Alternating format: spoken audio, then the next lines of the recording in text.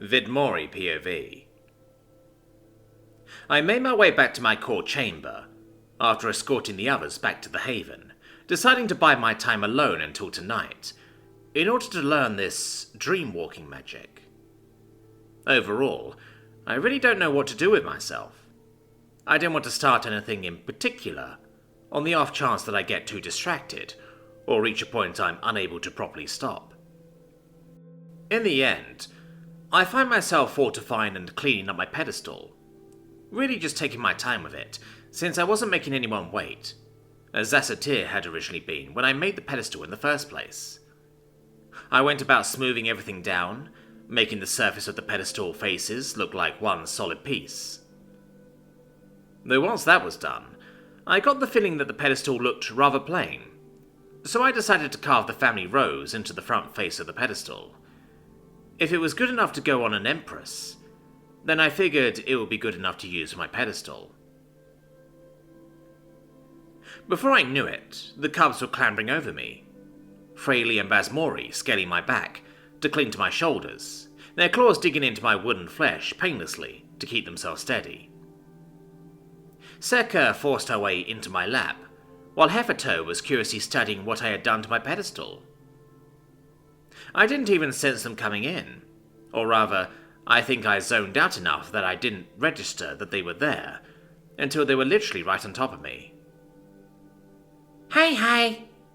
Fraley cheerfully meeked out, once she was settled, and balanced on my shoulder. A smile was already on my face once I realized it was them, leaning in and nuzzling Fraley and then Basmori with my chin, before bringing my left hand around to stroke Seka's back, and using my right hand to scratch Hefferto's chin. Hey guys, what's up? I asked, as I looked around at them. While Fraley doesn't verbally respond this time, I get the impression that they were missing Basti and wanted to spend the night with me tonight. At first, I'm not sure what to do to help them, but then I remembered that I at least had a physical body to keep them company until they dozed off. Of course you kids can stay the night. You don't even need to ask. With that said, I could feel a mix of joy and relief bubbling over within them. Before I got too distracted by their good mood, I looked over at my pedestal and checked out my handiwork.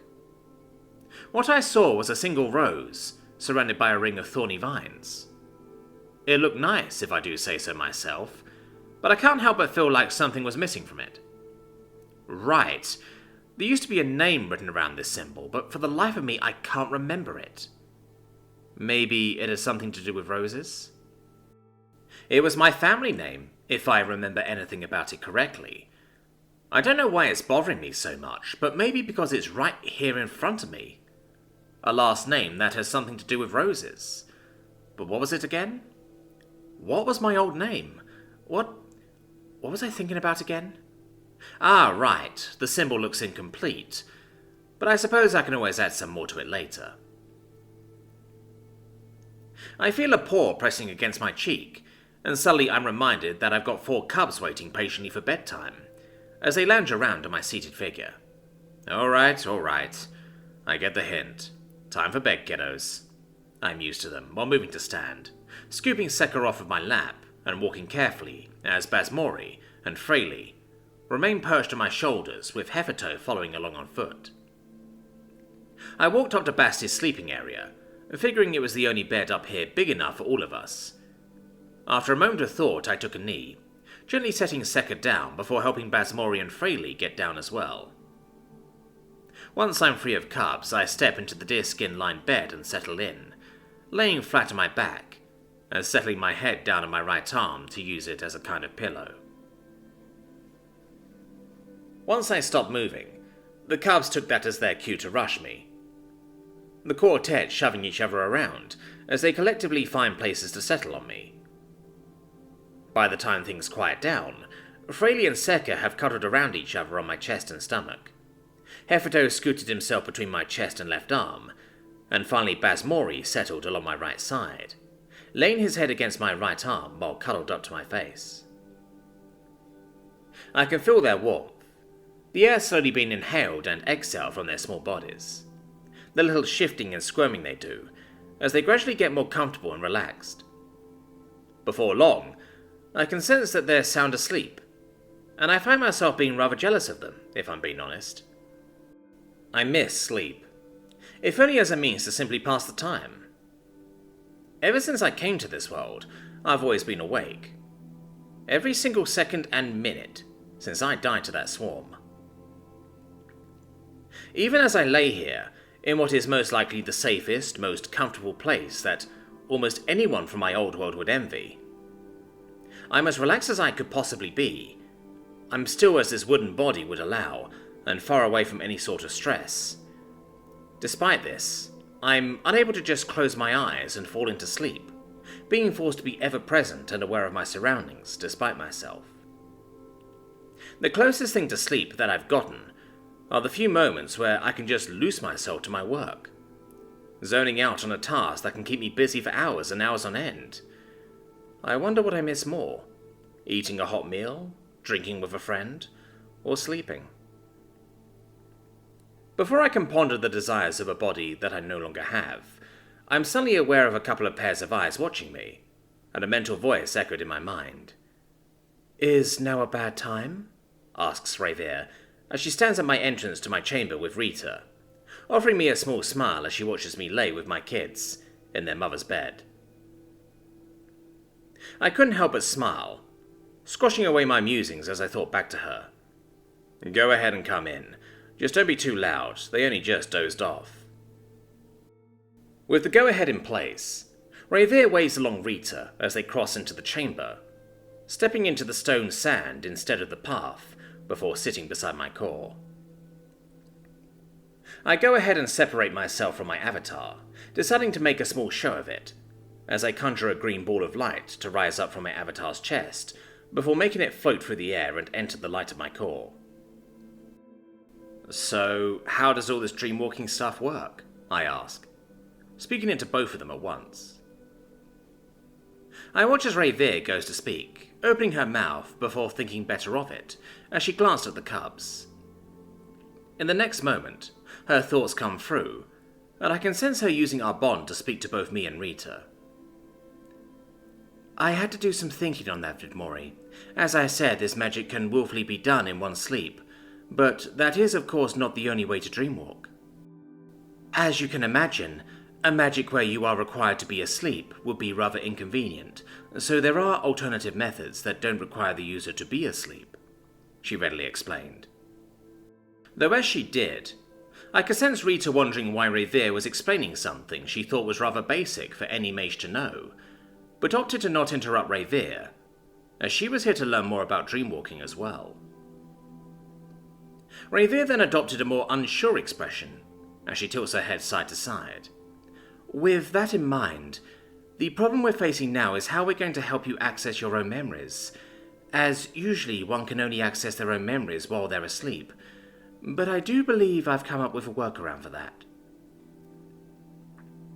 All of this is still Greek to me, which admittedly I know decently well, but the phrase still stands, since I have no real frame of reference to how difficult certain magics are, or what can and can't be done.